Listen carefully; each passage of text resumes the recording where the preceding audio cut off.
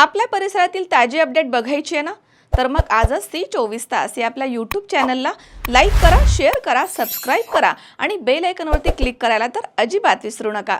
पारनेर तालुक्यातील कासारे गावामध्ये वटपौर्णिमेच्या मुहूर्तावरती वृक्ष लागवड, शेतकऱ्यांसाठी बी बियाण्यांचं वाटप आणि वटसावित्री कार्यक्रम टाकेडोकेश्वर गटाच्या नेत्या सोनियाताई राजदेव यांच्या प्रमुख उपस्थितीमध्ये साजरा करण्यात आला।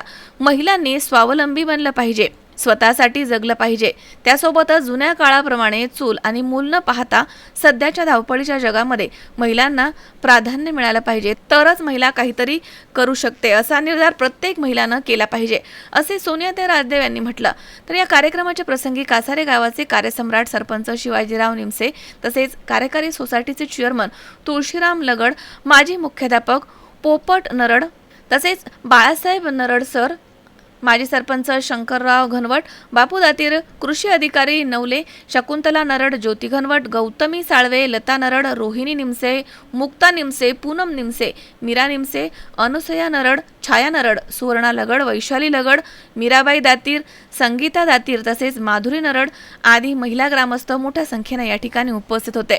कार्यक्रमाच्या अध्यक्षस्थानी निलेश लंके प्रतिष्ठानचे तालुका उपाध्यक्ष हे हजर होते, तर सूत्रसंचालन यावेळी पोपट नरड सर यांनी केलाय। यावेळी आभार गोकुळ निमसे यांनी मानले आहेत।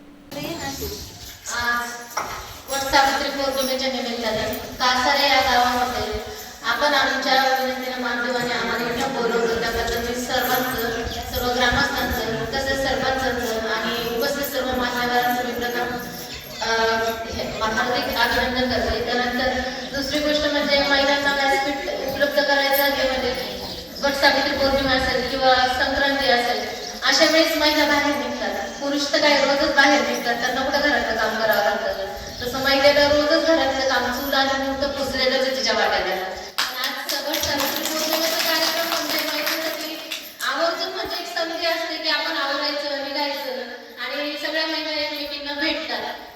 विनोद गायकवाड, सी 24 तास, पारनेर।